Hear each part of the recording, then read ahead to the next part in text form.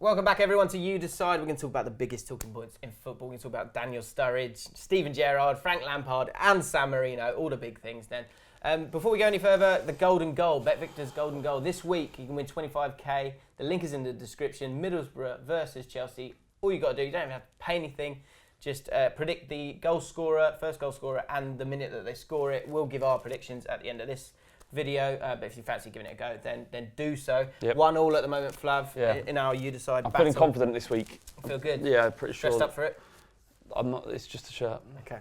Let's get straight into it with the first talking point. Daniel Sturridge.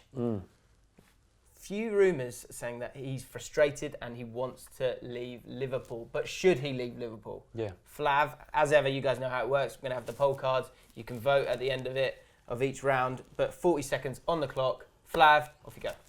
Daniel Sturridge should leave Liverpool. He is in the prime of his career at 27. He could play for pretty much any team in the league. I think if he gets a move to a team like Tottenham, I'm not sure he should go to Stoke or West Ham, but a team like Spurs or maybe Arsenal need a forward as well. He could kick on and do amazing things. I don't think Klopp actually rates him, or if he does rate him, he perhaps doesn't have the temperament to play in Klopp's style, and I think it's better for his career if he moves on now, and I'll take him at Tottenham. There you go. So my 40 seconds on the clock, here we go. Daniel Sturridge should not leave Liverpool. Liverpool is an exciting place to be. The ground's just been extended, so they've got a good atmosphere there, and even more so, they've got an exciting team. At the moment, yes, he's not playing that much, but you've got Mane, he's got to go to the African Nations Cup in January. He is the only top striker there. I know you've got Divock Origi, but he is also a very fluid striker, so he's got the opportunity to play in a load of different positions because that's the way that Liverpool are playing. If he leaves now, he's missing out on a possible opportunity of winning the league. That is a massive, massive thing for him. He's 27 years old. He's a great player, and if he can keep his head down, keep calm, he can still have an amazing career at Liverpool.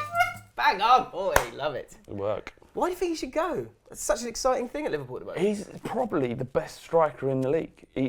I would put him even probably above Harry Kane in terms of skill, natural talent. He's been injured for a long time, and I can understand why he might not work in Klopp's system, and his attitude, I think, a little bit is in question. I think it's time to move. He's been there a long time for him to move on. He's good enough, like I say, to play in pretty much any Premier League team or abroad.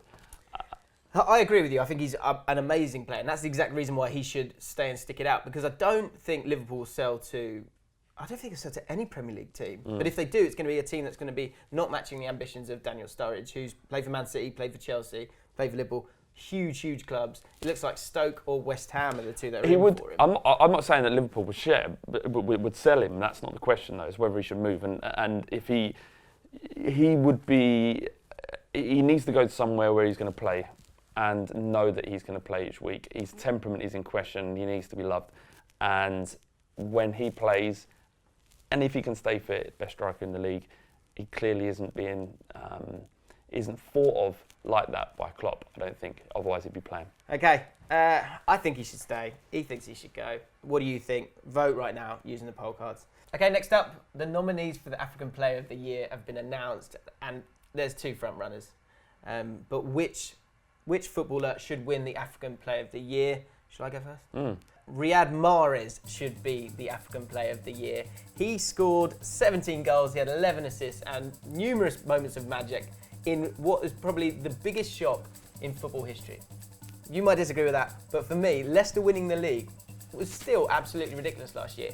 And so for that alone, him being one of those three crucial cogs in Kante, Vardy and him, that means he deserves it on its own. He's just been absolutely incredible. I know he's tailed off a little bit, and I know Aubameyang, who you're going to get onto, has scored a lot of goals, but this is the biggest shock in footballing history. I say it again, and it wouldn't have happened if Riyad Mahrez wasn't in that team, lighting up games. Aubameyang is the only one that can be considered truly. Obviously, Mahrez had a great season. He certainly had a great half of the calendar year. This year, he hasn't been fantastic. And that glory and that achievement was Leicester's, not just Riyad Mahrez.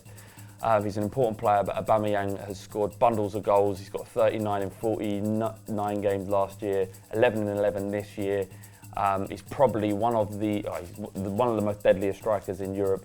Speed, danger, excitement. Danger! Every time he gets the ball, that's not fair, it's my 40 seconds. Every time he gets the ball, he lights up a game. Mahrez is a bit of a kind of fancy Dan, and I don't care about the 40 seconds. What's this danger thing then? Danger. Aubameyang.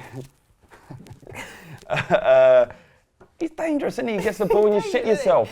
That's what he said. Mahrez though, he's like, look, I get the kind of still this kind of Leicester thing from last season. It was great. Don't get bitter. It was magic. I'm not being bitter. It was magic for them. But Mahrez is, what they 13th in the league this year. Yeah. And Mahrez has done what so far? He's got a couple of nice goals. He's looking good in the Champions League. Yeah. Well, That was again. That story is absolutely incredible. It was he won Algerian Player of the Year as well. Oh, good. Don't forget that. Who was the previous winners of that? Loads. Okay. Loads of guys have been winning that one. I've got a little quote here. Mehdi Abied, his teammate, says everyone's talking about Algeria because of him. Yeah. And it's been the same thing with Leicester.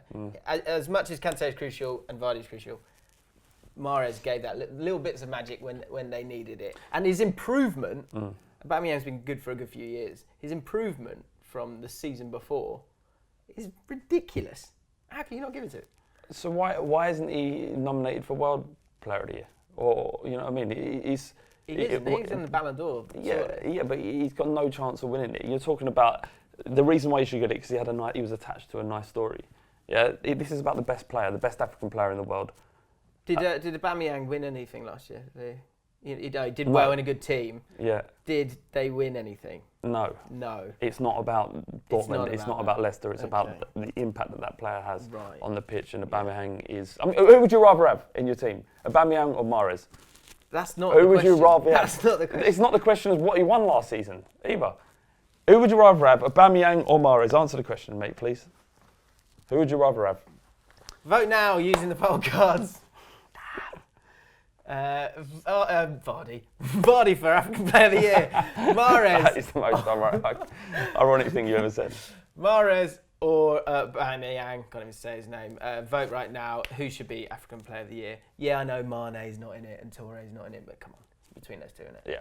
Right, here we go. This is a juicy one. Lampard is leaving New York City. Gerrard is leaving LA Galaxy. But who's had a better career? Flav.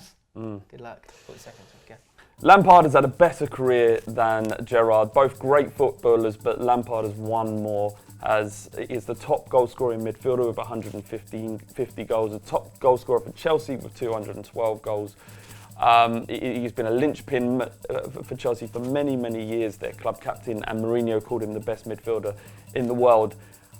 The fact is, Gerrard just didn't win anything. He didn't win that league. He won the Champions League, granted, but so did Lampard. And Lampard did it with a very weak Chelsea team. Matteo is a boss. Di Matteo is a boss. I'm fucking this up, man. I just don't I hate Chelsea and I hate Lampard. But I still believe I do believe that as much as I hate him, and it's hard for me to say it, he has had a better career than Gerrard. Okay. Steven Gerrard has had a better career than Frank Lampard. Frank Lampard is an incredible player. He's got some great stats, but he's done it in a Chelsea team that was littered with superstars, and that makes a huge difference. It allows you to get more penalties, which he took a hell of a lot, more free kicks, where he scored a hell of a lot. Yes, he had great consistency, but Steven Gerrard, he did it when it counted. Champions League final, FA Cup final. He also played with players that weren't as good as him. And when it gets down to the bottom of it, you look at England, who would you pick, Gerrard or Lampard? Every single time it came down to being Gerrard, captain of England, put in the team before Lampard. And he's a better player. And the reason that he's a better player, the fact that he's a better player means he's had a better career. Well, you just said one of the things that aimed at Lampard that should be taken away from him is because he scored free kicks. Free kicks are really hard to score. Yeah, but the way he scored free kicks for just smash it. Got him on target. No, fair enough. Look, you talked about him playing in around superstars. When they won the Champions League, they had a very weak team. Well, probably wasn't as strong as Liverpool side. Yeah. And he scored goals for fun. Like, from midfield, you could guarantee 20 goals a season from him. You couldn't get that from I don't doubt that. Yeah. But for me, it's between stats and legacy. Yeah. Lampard scored more goals, I get that. Gerrard's got a few more caps for England.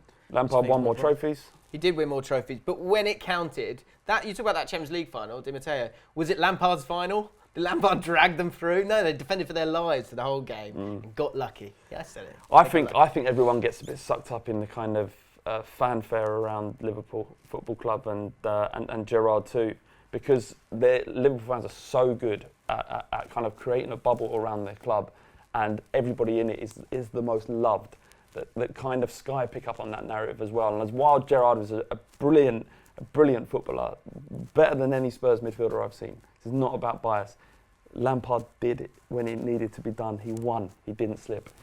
I understand that, but Steven Gerrard was a more exciting player. He's a Roy Rovers kind of guy. He dragged teams through, and he dragged a very mediocre Liverpool team through a lot of difficult seasons. He had one season where they had a team that was good enough around him. The year they nearly won the league. Well, with Suarez, probably the best striker in the world. Yeah, and I'm sure he'll be remembered for a moment in that. But overall, deep down, you can let us know in the comments who's a better player, and that's what matters. That's what people are going to think about at the end of it. I think Steven Gerrard. No, you need to, in terms of who had a better career, you need to look at stats. You need to look at to take away the emotion, and it's hard for fans to do because Liverpool fans watching this, regardless of what I say, will always say Gerrard, and so they should, because being biased is a part of being a football fan. But the facts of the matter are, Lampard, over a career, whether he's better than Gerrard or not, is irrelevant. He has done more, he's achieved more, so therefore has had a better career. It's a tough one. It's a tough one. Okay. It's not a tough one, but people are going to vote Gerrard. Yeah, well, if you think I've made Craig, did I do you justice? Ish. Right. Well, we'll find out. Vote right now. Lampard or Gerrard, who has had the better career? That was intense. So let's have a break. Okay. Just for a second. We got the old Bet Victor thing. A bit of fun. Could win 25k. Yeah, probably will. Middlesbrough v Chelsea. Who are you going for? I'm going to Negredo, 5 minutes. Negredo, 5 minutes. 5 minutes. Very good. I'm going to go for... You should go for someone different, shouldn't you? Keep it interesting. Well, depends how you take the thing. Victor Moses, I'm going to go for. And he's going to score in the 64th minute. Good. There you go. So if you fancy it, 25 grand. Back to the action, though. Yeah. And San Marino. Yeah. Everyone's talking about it. I'm sure you've read about it. Thomas Muller has basically said that San Marino shouldn't be in the World Cup qualifiers, the Euro qualifiers, and he's saying that it's unprofessional and they shouldn't be playing games like this. Karl-Heinz Rummenigge has also said they've got nothing to do with professional football. So the question is, and final question of you decide this week is, was Thomas Muller right in saying that San Marino shouldn't be in the qualifiers? Yeah. Should I go first? You go first. Thomas Muller was absolutely spot on. Of course, they shouldn't be anywhere near the competition. There should be a minimum level of quality in order for players to waste time away from family, away from tactics, away from their actual football clubs, playing pointless qualifiers against teams that have absolutely zero chance. Football isn't a charity. It's not like let's everyone get involved in professional football because you play for the worst nation on earth. So therefore, if you're a bin man and you can play a bit, you get to go up against Germany. It's a waste of time. But the most important thing, it's a waste of everybody's time. It's a waste. It's nice for San Marino and the 200 people that go and watch them. It's nice for them. But in terms of professional level and actually having a competition, it's an absolute waste of time. Is that allowed? What do you mean? We're going to respect the horn or what?